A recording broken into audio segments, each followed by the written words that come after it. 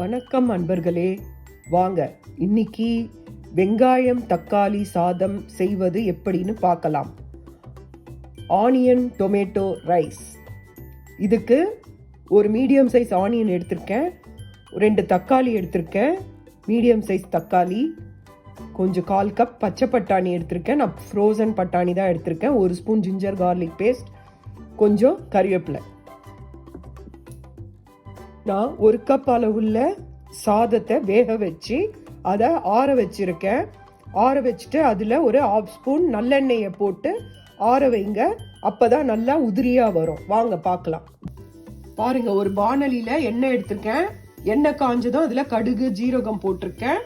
அது கூட கடலைப்பருப்பு, உளுத்தம்பருப்பு, காஞ்ச மிளகா போட்டிருக்கேன். கொஞ்சம் பெருங்காயம் போட்டிருக்கேன். இது தாளிச்ச பிறகு நம்ம நறுக்கி வச்ச வெங்காயம் தக்காளி இதெல்லாம் இதில் சேர்க்கலாம். இப்போ நான் இதில் நறுக்கி வச்ச வெங்காயம் தக்காளி இஞ்சி பூண்டு பேஸ்ட்டு கறிவேப்பிலை சேர்த்துருக்கேன். இது நல்லா வதங்கணும். இது கூட கொஞ்சம் உப்பு ஆட் பண்ணிக்கோங்க. அதுக்கப்புறம் நல்லா வதங்கின உடனே கொஞ்சம் மஞ்சள் பொடி, ஒரு 1/2 ஸ்பூன் மிளகாய் பொடி சேர்த்து இது நல்லா கிரேவி ஆன உடனே சாதத்தை கொட்டி கலரி எடுத்துடலாம். வாங்க காட்டுறேன். பாருங்க, வெங்காயம் தக்காளி எல்லாம் நல்லா வதங்கிடுச்சு. நான் இதில் பட்டாணி ஆட் பண்ணிட்டேன், பச்சை பட்டாணி, அப்புறம் கொஞ்சம் முந்திரி ஆட் பண்ணியிருக்கேன். இந்த ரோஸ்டட்னால இப்போ போட்டேன். நீங்கள் பச்சையாக போடணுன்னா அந்த பருப்பெல்லாம் தாளிக்கும் போது அதில் போடுங்க. போட்டுட்டு நான் ஒரு 1/2 ஸ்பூன் மஞ்சள் பொடி, 1/2 ஸ்பூன் மிளகாத்தூள் போட்டிருக்கேன், உப்பு போட்டிருக்கேன். நல்லா இந்த மாதிரி நல்லா வதங்கின உடனே கொஞ்சம் கரம் மசாலா சேர்த்து வதக்கிட்டு நிறுத்திடுங்க. அவ்வளோதான். இது நல்லா ஆறின வெண்ண நம்ம ஆல்ரெடி எடுத்து வச்ச சாதத்தை இதில் போட்டு கலரி வைக்கலாம். பாருங்க, இப்போ ஆற வச்ச சாதத்தை இதில் போட்டிருக்கேன். பாருங்க, சாதம் எவ்வளோ பளபளன்னு உதிரியாக இருக்குன்னு பாருங்க. இந்த மாதிரி தான் சாதம் இருக்கணும்.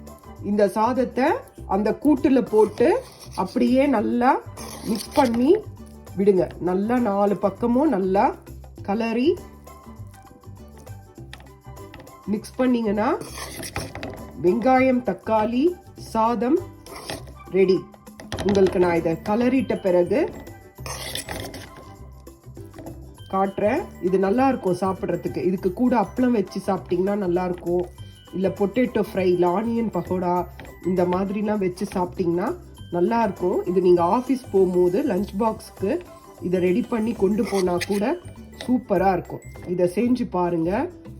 செஞ்சு பார்த்துட்டு எப்படி இருக்குன்னு சொல்லிட்டு கமெண்ட்டில் சொல்லுங்கள். நான் இதை ஃபுல்லாக கலரிட்டு உங்களுக்கு காட்டுறேன். பாருங்கள், நல்லா கலரி விட்டுட்டேன்.